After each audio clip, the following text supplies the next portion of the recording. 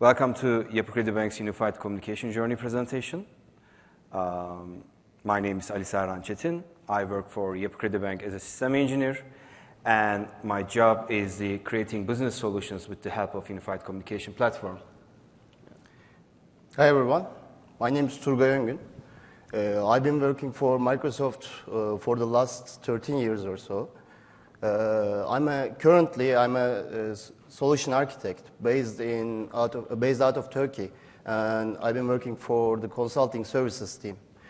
My main responsibilities are planning, designing, and deploying solutions to our enterprise customers using Microsoft technologies. Turgay and I are here to present to you Yapi Kredi Bank's Unified Communication Journey, what we did to deploy Skype for business, and how we transform our business with the software. Do you know that most of the companies that deployed Link, it uses only the half of the features? Well, and this presentation, we are going to show you some methods and ways to improve the usage of unified communication tools in your organization.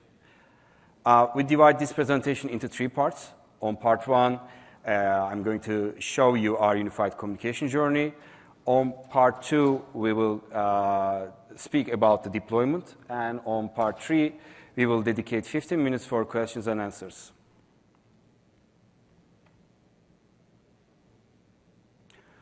Technology, culture, and art are always important for Yapi Kredi. And I would like to show you a video about Yapi Kredi's vision now. This video is recorded with Turkish audio, and it has English subtitles on it. So let's see.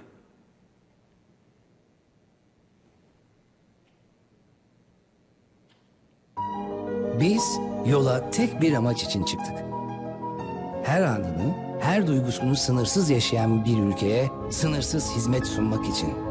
Bundan tam 70 yıl önce Türkiye'nin ilk özel sermayeli ulusal bankasını kurduk. Dünyada sınırlar yeniden çizilirken biz hizmette sınır yoktur felsefesiyle yola çıktık. Henüz oldukça genç olan Cumhuriyetimizin ekonomik bağımsızlık mücadelesini sürdürdüğü 1945 yılında Türkiye'nin Kültür ve Sanat Bankası olma yolunda ilk adımı attık. 50'lerde kültür ve sanata yaptığımız katkılar tüm hızıyla devam etti.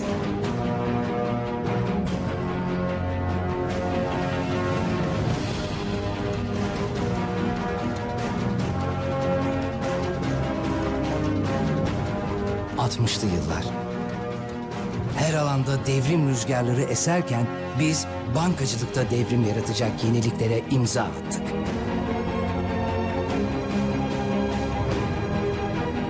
...70'lerde dünya televizyonla birlikte küçülürken biz büyümeye devam ettik. 80'lere geldiğimizde yeni bir dönemin eşiğindeydik. Her alanda çığır açan ilkler yaşanırken yaptıklarımızla İlklerin Bankası unvanını kazandık.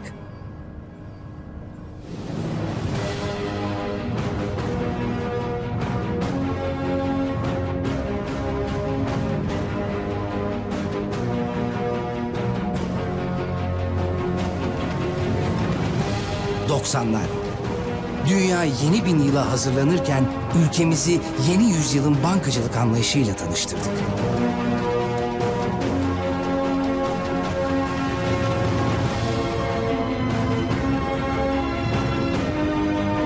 2000'lerde teknolojik gelişmeler dünyayı etkisi altına almışken pek çok öncü proje ve yenilikle sektöre yön vermeye devam ettik.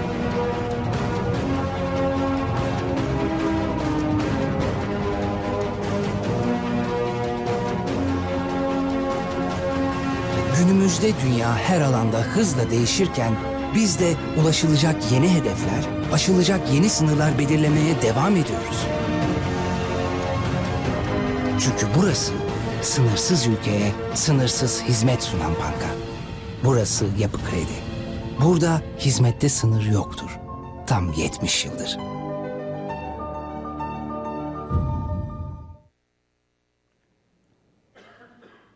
Okay, before we jump into the technical parts, I would like to give you a few information about Yapi Kredi Bank. Yapi Kredi is the first privately owned commercial bank in Turkey. And we have more than 6 million active customers at the moment. more than 1,000 branches geographically distributed around the Turkey, and we have subsidiaries on Malta, Azerbaijan, Russia, and Netherlands. We are the credit card market leader for the last 25 years, and more than 20,000 employees, 50-50 joint venture between UniCredit and Koç Group, and we have like 820 IT professionals on headquarter offices.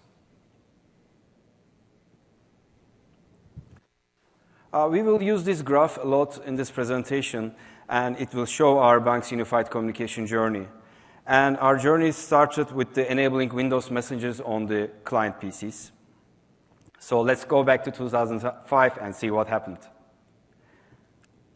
On 2005, our corporate communication department contacted with us, and they requested a solution that provides instant messaging between end users.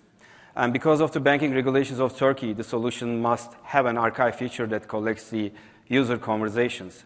And also the solution must have a single sign-on with that the end users could authenticate with their corporate credentials. As a solution, we deployed Live Communication Server 2005, and we enabled the Windows Messenger on the desktops. And on that time, Windows Messenger was a part of the Windows XP operating system.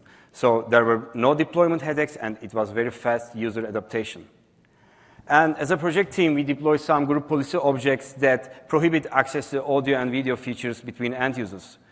Because on that time, there were headsets or microphones attached to the user PCs, and there were not enough bandwidth to support audio and video.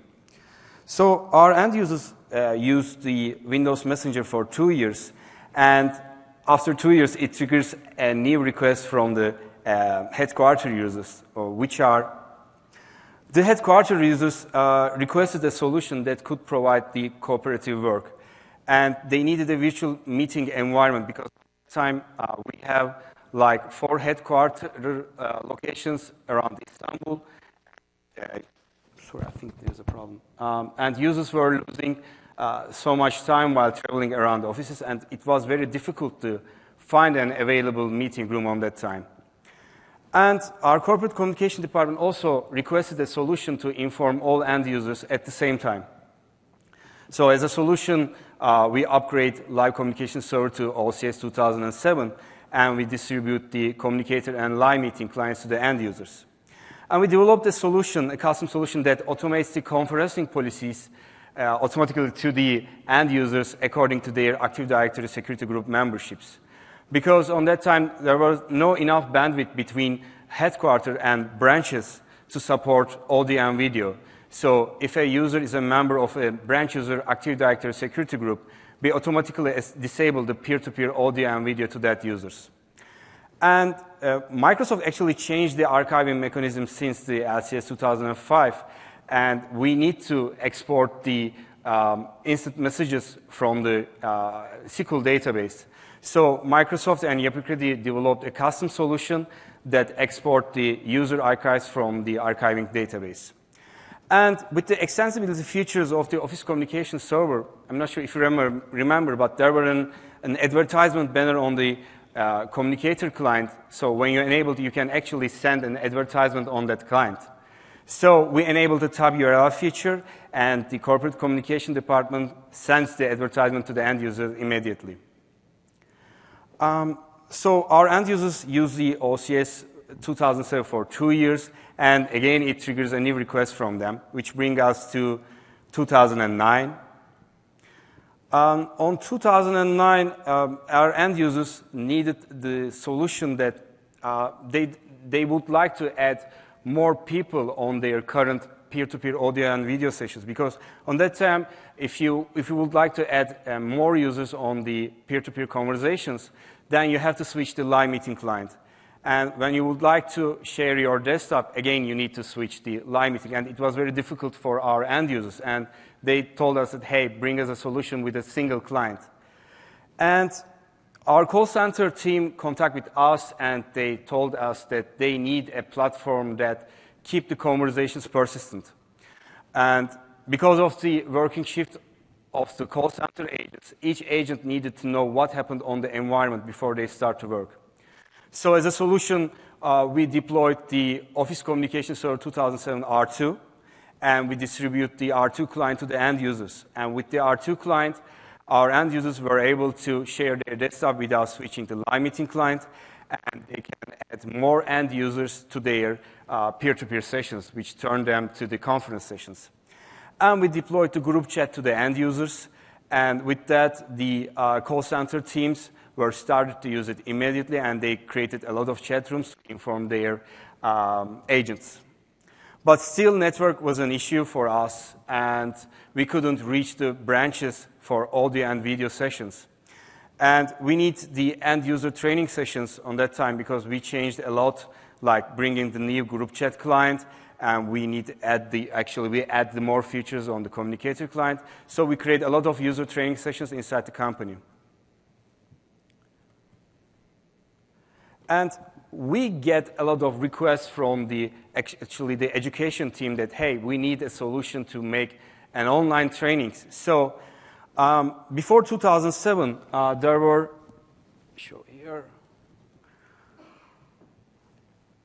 only one network between a headquarter and branch and between branches, which is 128 kilobit per second lease line.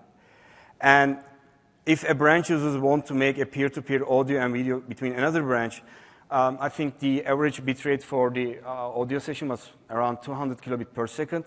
It will saturate all the bandwidth of the network of the branch, and it will cause poor experience on the banking applications. And the scenario is same between the headquarter and branch. And we had a meeting with our network teams, and we told them then, hey guys, we need a solution to provide audio and video to the branches. And we done a lot of tests, and they came up with the solution that they actually created a VPN tunnel between branches and headquarters, and we saw that the conference traffic always follows the same route. So if a user wants to join an online meeting, it will always follow the same route, network route. So we configured the network routers on the branches. So if a user would like to make and join an online meeting, it will go through the peer-to-peer, the site-to-site VPN over the cheap ADSL connection. So with that, we actually were able to bring the IP audio and video to the branches, and still we are using the same network topology. We created this topology to more than 1,000 branches, and after that, our education department started to use the live meeting to train end users of the branch. So, when we solved the network problem at branches, it was time to enable new business tools to our end users. The education department and headquarters were able to reach the branch over the live meeting after the network investment. So we sent almost 10,000 headsets to the branches, and we sent some training materials to the branch users, like how to join an online meeting, how to mute or unmute their microphone during the online meeting sessions. And we enabled the remote call control to specific teams, which their main job is calling the customers directly. They have some Excel sheets, and they had some web applications, which has only the customer phone number, customer name, and the business opportunities. So we enabled the remote call control, and we changed their environment to support click to call. After that, we spoke with their managers, and they were very happy about the performance of their employees. And we enabled the enterprise voice with the project officers and engineers. Well, actually, the project officers works a lot outside the corporate network.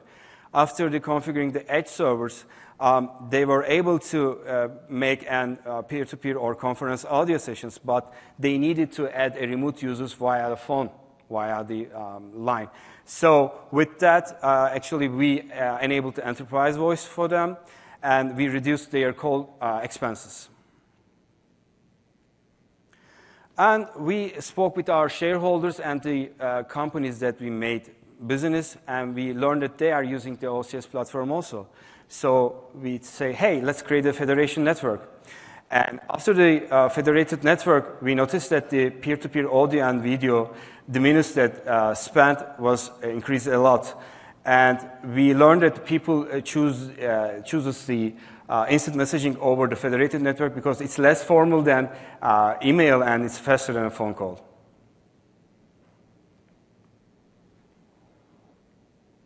I think, yeah. And we created we configured the public IAM, and we actually uninstalled all the third-party tools to provide public IAM, because when you're a bank is the only concern that you are thinking while doing a project, and we couldn't control the traffic and the data that flows over the third-party messaging tools. So we enabled the public IAM to the end users, and we uninstalled all the third-party tools.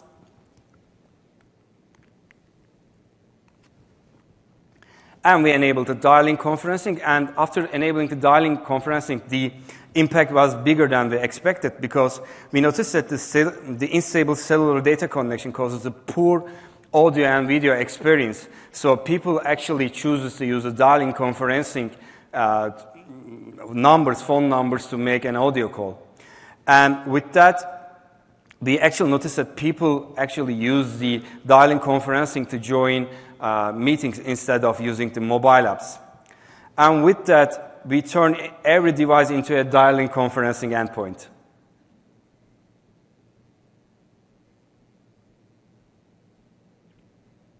So Yapi Kredi were a member of a TAP program that's organized by Microsoft, and at the end of the TAP program, we distribute the link client and group chat client to all end users' desktop.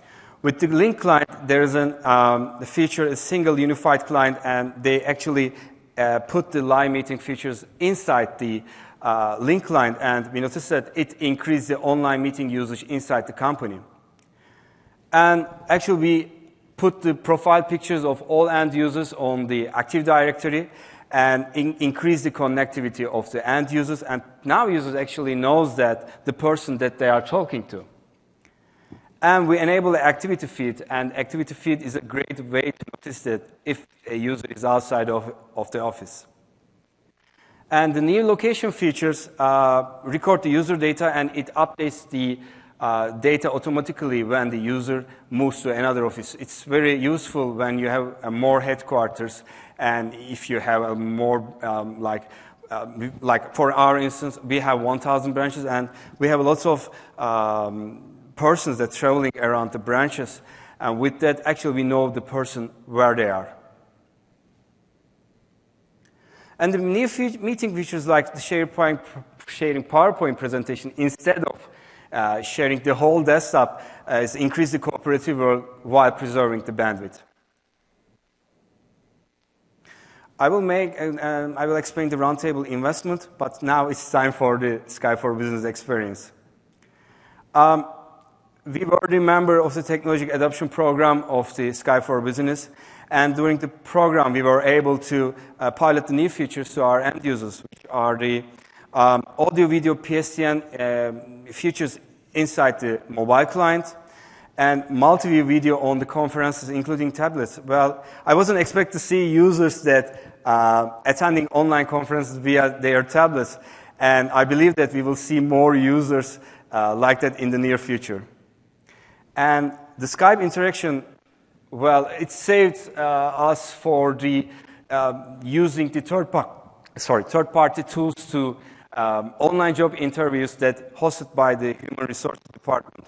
Well, our Human Resource Department uses a Skype for Business client for making the online job interviews, and they uninstalled all their third-party tools. And the client supports the group chat. The client doesn't need to enter their credentials to another client to use the group chat feature. And the Skype web app is very useful.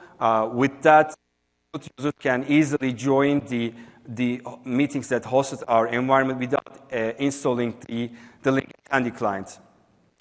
And as an admin, it's easy operation in in-place upgrade. Well, we've done a lot of in-place upgrade during the TAP program, and I remember it was taking a week to make a server patch or installing a cumulative update. But I think it takes about 50 minutes to in-place upgrade to all environment.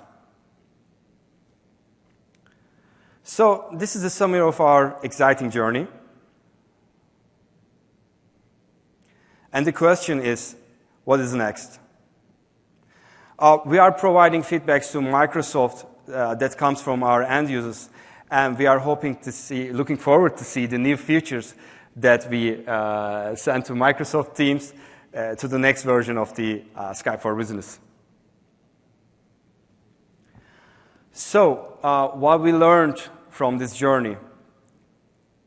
Actually, we learned that we can save a huge amount of money if we can increase the usage of the online meeting. Let's hear our education technology manager, Taner. He said that Link helped us to create hundreds of interactive courses for our employees.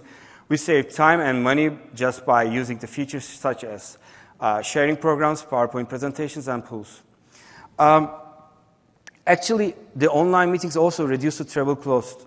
Assume that, let's calculate a single user's travel expenses for an online meeting. Like we have 1,000 branches and we have nearly 15,000 end users around the branches. Then if you want to train branch users and if you want to take to the headquarter offices, the expenses could be the flight expenses, accommodation, and loss of productivity. Now multiply them with the number of employees in your organization. The result must be pretty huge. 2013, our education department hosted 74 training meetings, and there were 30,000 attendees on that meetings. And last year, they hosted around 104 meetings, and there were like 70,000 attendees on that meetings. And each year, the number are increased. And other than the money that our company saved, the users becomes more socialized. I remember on 2007 when we hosted the first online meetings, our end users were too shy to ask questions during the online meetings. But now we need to spend more than 15 minutes for each Q&A after the trainings. And when end users get used to use online meetings, yearly meetings turn into the monthly meetings, and monthly meetings turn into weekly meetings. And we started a concept called virtual workforce. We tell our end users or the project teams that they don't need to be in the same building, same city, or same country to become a team. We told them that we're providing everything they need to become a team. And with the conferencing devices and roundtables, they remove the borders between the employees and brings them together. And actually, we bought around 150 roundtable devices to our headquarter offices and the subsidiaries outside of Turkey. And we believe that the future of work is mobile. And to make the mobile more precious, you have to tell your end users to use the PSTN features of the mobile app. Like now I installed my Leak client and I can call my company lines without paying extra cost by using the Wi-Fi of the Ignite. And actually, I can make the remote calls, and it charges just my landline, and I don't need to pay any extra cost. And the users learn to use the simultaneous call features. Before that feature, if I won't be at my desk, the people need to reach me my cell phone, my private line, and I have to give my cell phone number to all the people that I work. But now I don't need to do this because I'm just configured my Skype for Business client to the simultaneously call feature, and if an end user or if anyone calls my desk phone, it automatically forwards the call to my cell phone, so I don't need to share my private phone number anymore. Actually took during an actual online meeting session, and we are seeing the managers of the team that their job is creating software solutions to outside subsidiaries of Yapi Kredi Bank. And they said that the Skype for Business changed the way of doing business. Their feedbacks are, with the desktop sharing or application sharing, they say they solve the subsidiary problems very fast. don't need to use any remote connection. If a software problem happens on subsidiaries, they request them to share their desktop, and within a minute they solve their problems. And because of their works, they are actually moving around those locations. And with the PSTN feature integration, which I mentioned before, they actually reduce their phone expenses a lot.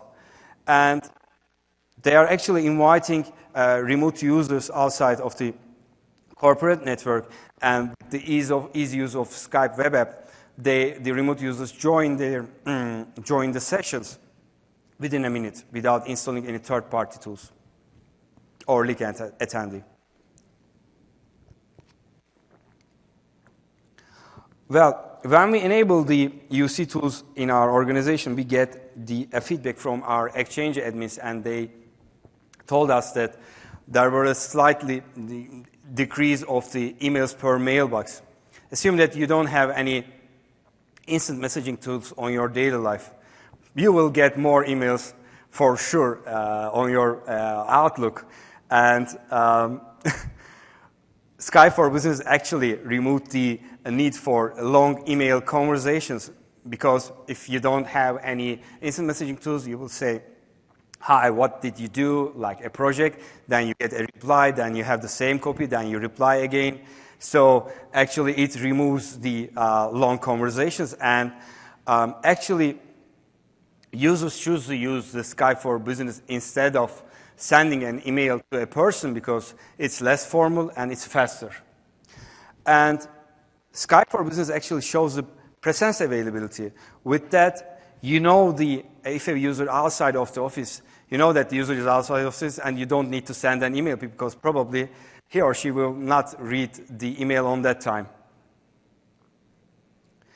And this is a picture of our call center.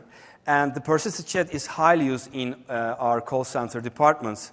And with the custom notification filters, our agents easily gets the message when they are need. I mean, they are just creating some custom filters like problem, urgent, severity A. Then they get the message pop-ups on their screen, and they never lose a message. And all the messages are persistent and searchable.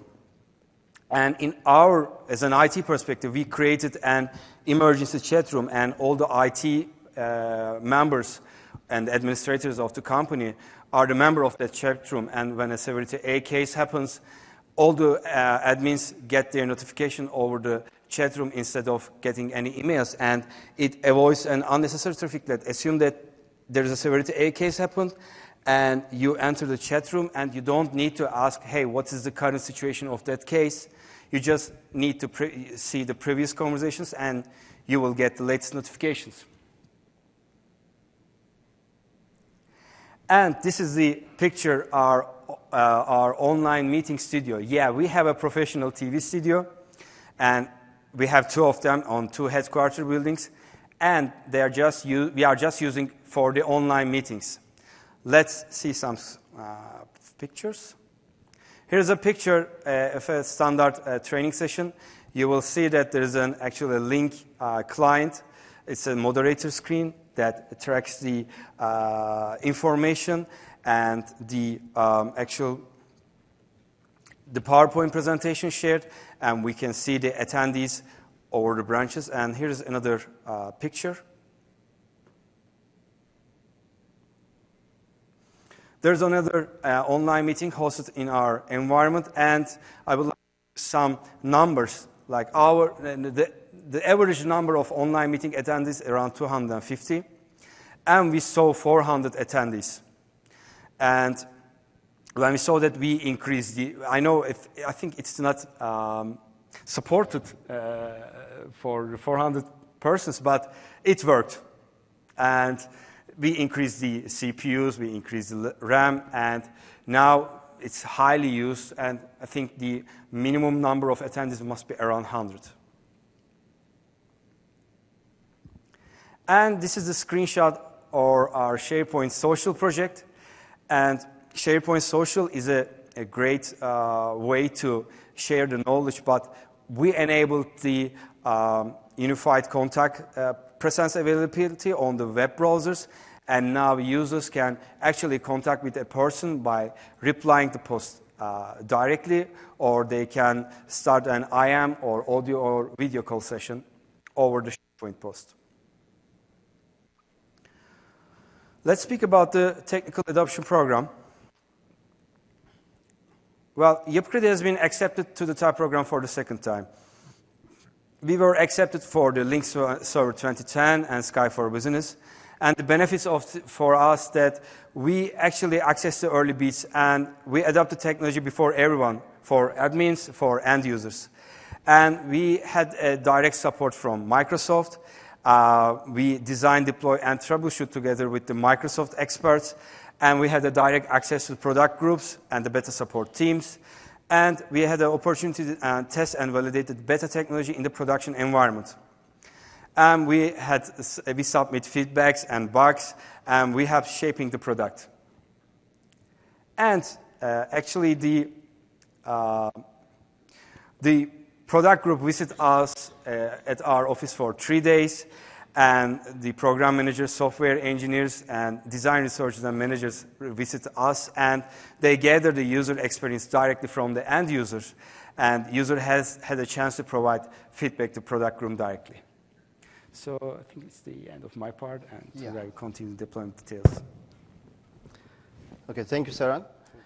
Now I'm going to mention about the deployment details that we've gone through throughout the journey that Saran mentioned. So before Skype for Business, they've been using the products, our products, since LCS 2005. So before the Skype for Business, they had one of the most complex deployments in the country. The complex reasons were they are running both Link 2010 and OCS 2007 R2 at the same time. And they have a dedicated R2 environment just to support the group chat feature that has been highly used. Also, the communicator web access functionality was being used for by the users mainly when they don't have access to the Link client when they are outside. So in order to keep those features, they were running those two products together. And we introduced the Skype for Business at the same time.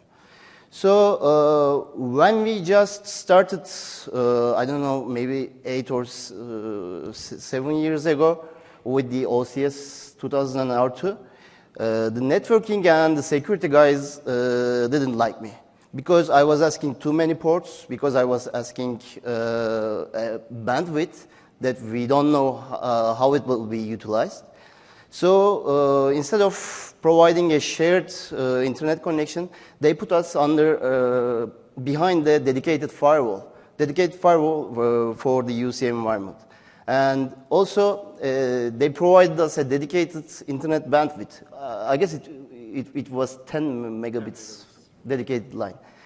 And other than all the workloads that the bank is publishing to the internet, they deployed a dedicated ISO server for us just to keep the UC traffic separated by the online banking website traffic. So when we consider moving from LCS to Skype for Business, now they have multiple archiving databases running simultaneously. So now we have OCS R2 archiving, we have Link archiving, and Link disaster recovery archiving. So they need the solution to query all the archiving databases simultaneously. That was one of the biggest challenges we made.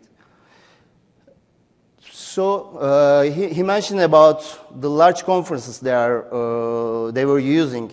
So although we support 250 attendees in a conference without a dedicated large conference room, they were using 500 or more.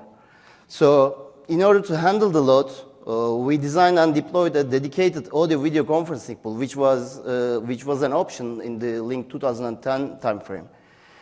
So one of the challenges we have they require the strict planning on the technical training and conferences so that they don't have interference with the current environment. So let's have a look at the topology. So as you see, before Skype for Business, we have both, let me use this one. We have both R2 and link pools simultaneously. Now we removed all the R2 components and we are just keeping a single front-end server just to support the communicator web access.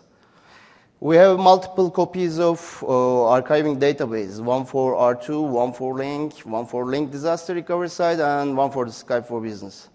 Before Skype for Business, we didn't focus on high availability too much, other than the front end and audio video pools.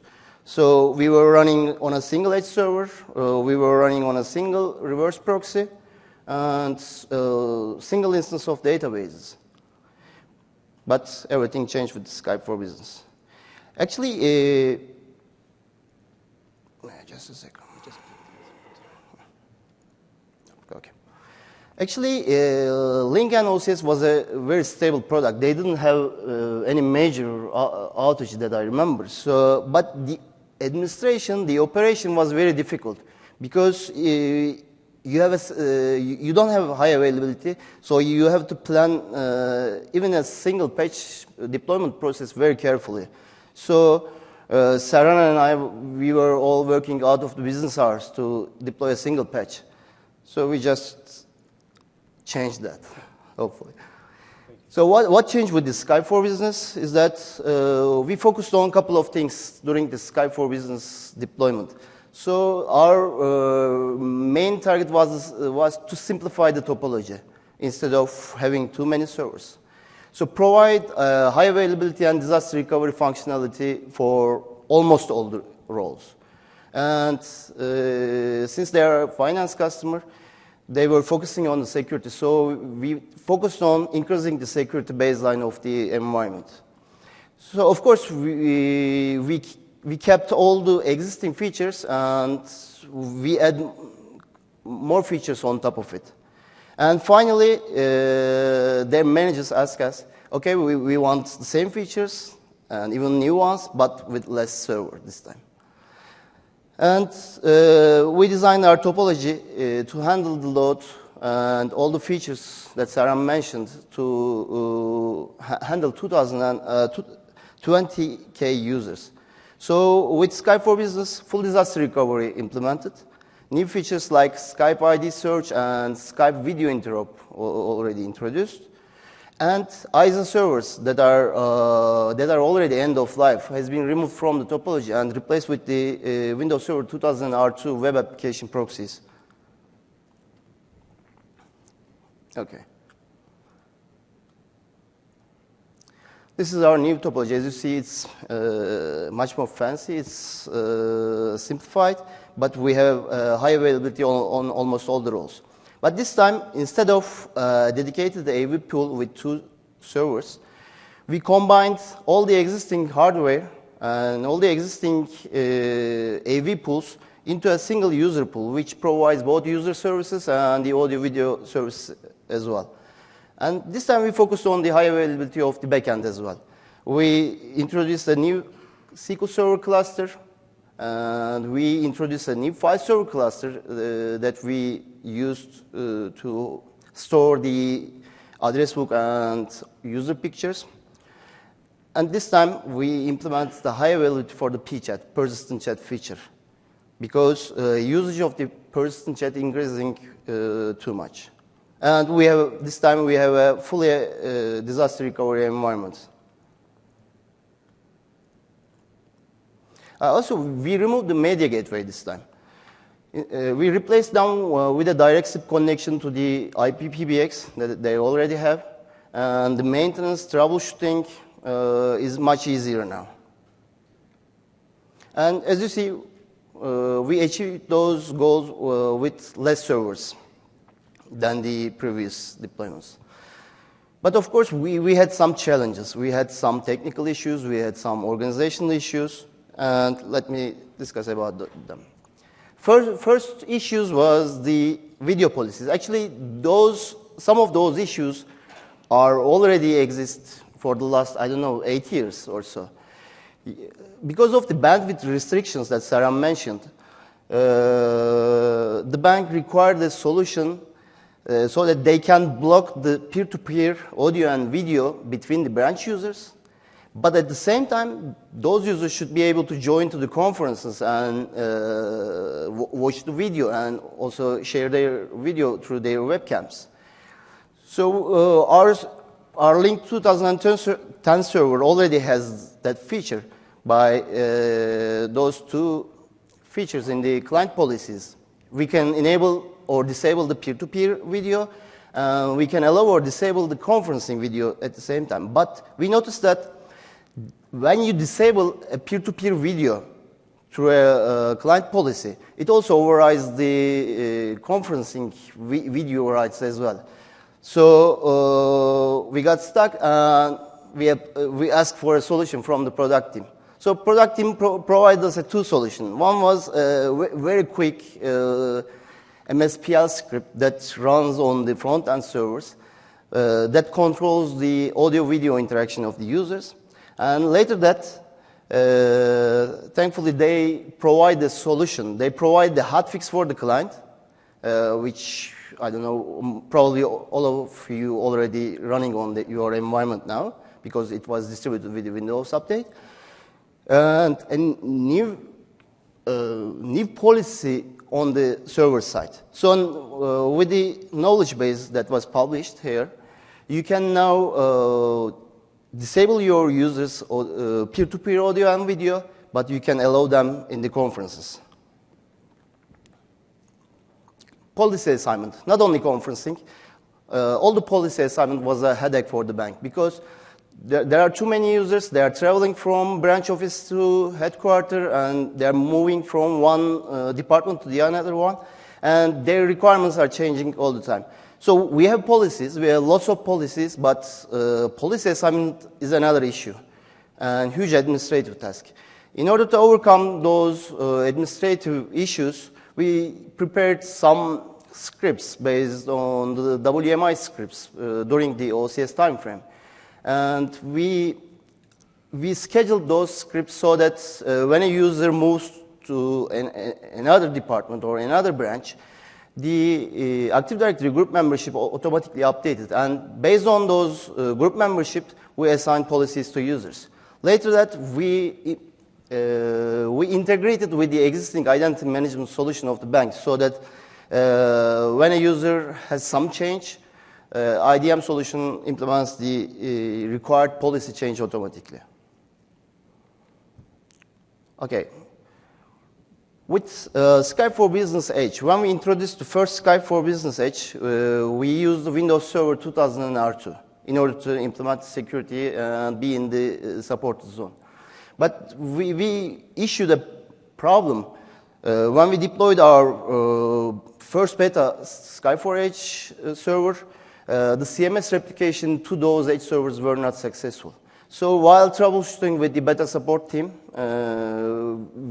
we were able to apply a workaround, manual workaround, so that we export the configuration from the CMS, copy it to the Edge server, and import it manually while troubleshooting. After the troubleshooting, we noticed that because of the higher level of security requirements of Windows 2000, Server 2012 R2, we require some additional registry keys, registry values on both front-end and Edge servers.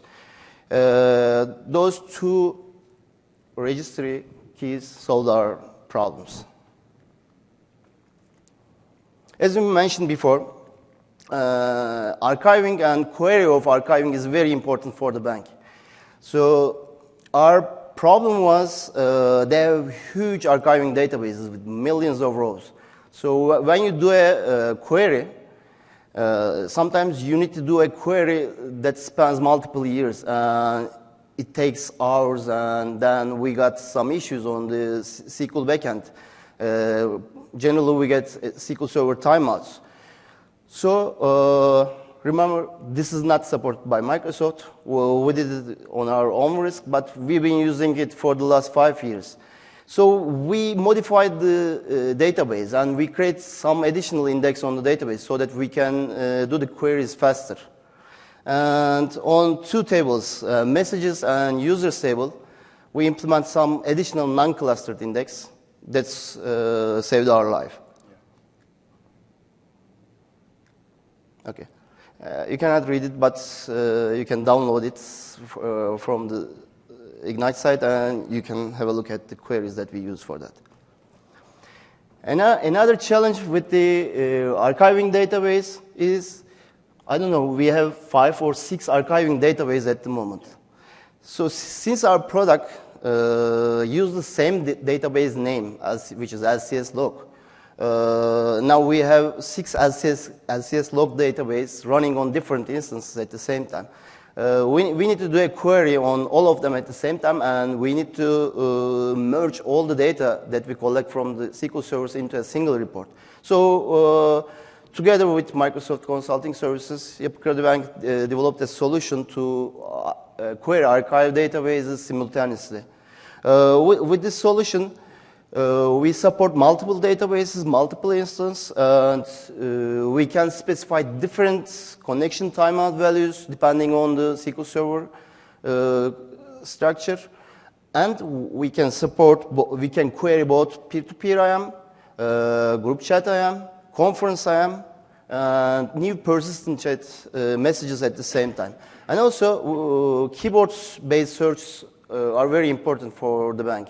So for the auditors, now we provided this tool, and we gave some required permissions on the databases on the SQL side, and they can do the query by themselves. You can have a quick look at the solution here.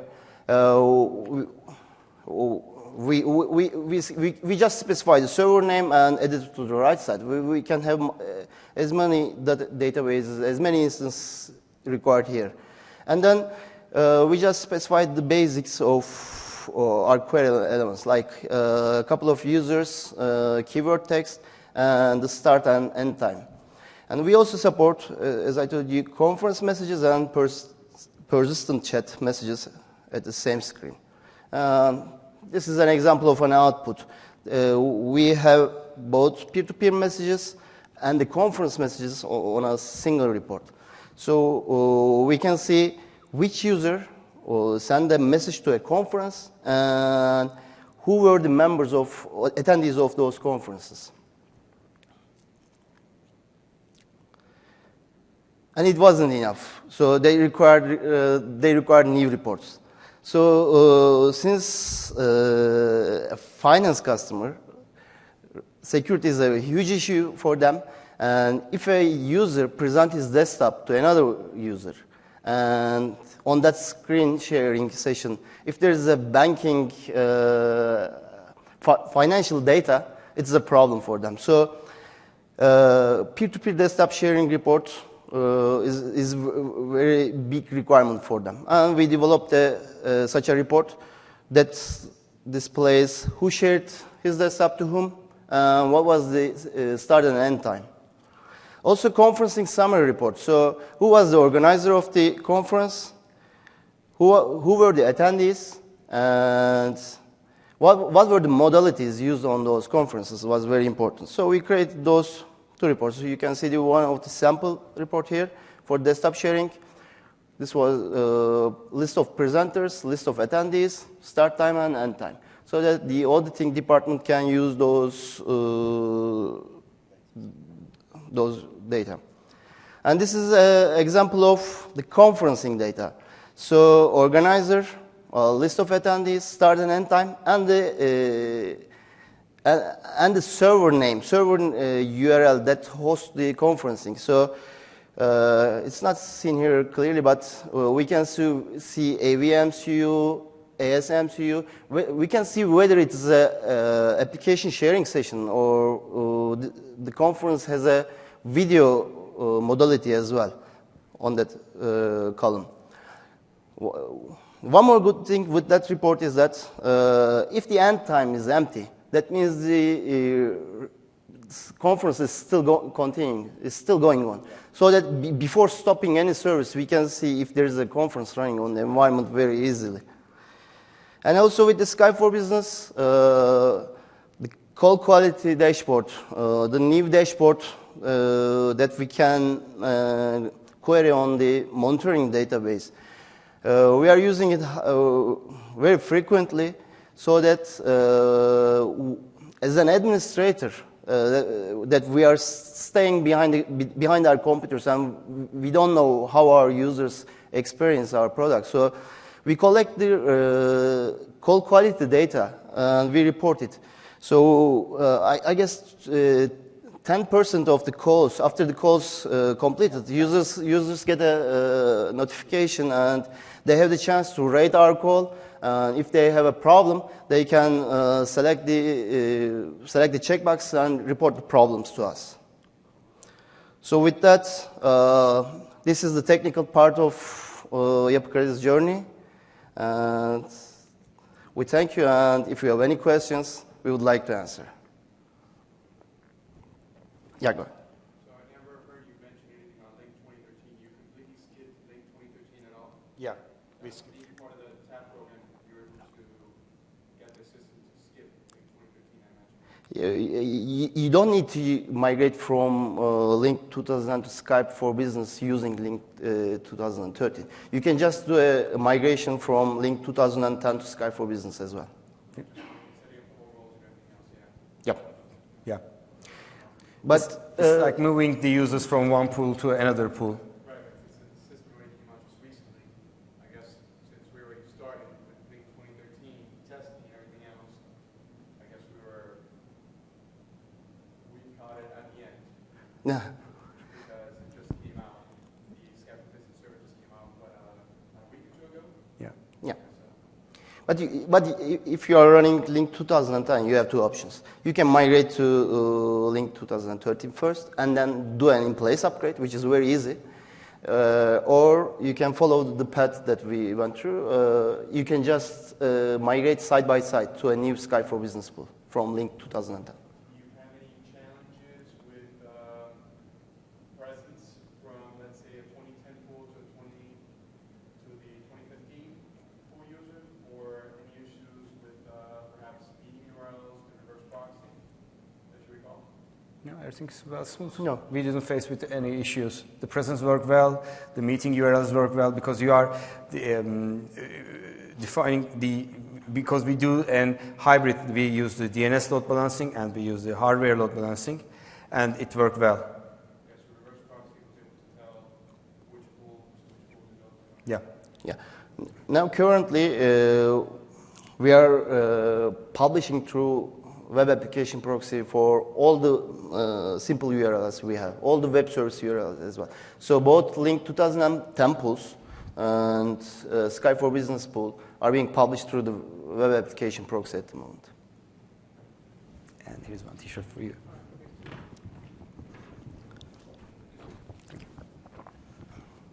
Any questions? The two new reports you showed, is that customers that are available publicly, the two new reports on the monitoring server? The peer-to-peer desktop sharing and online conferencing. Well, it's not public. It's in-house development, actually. Yeah. Will Microsoft make that, whether it's those reports on the reports available? We need to ask the product team. We don't know. And here's a t-shirt for you.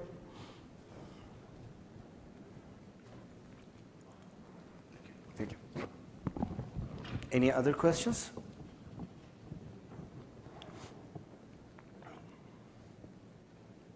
I think it's okay. Thank you for joining our presentation. It was a pleasure to. Thank you. Thank you.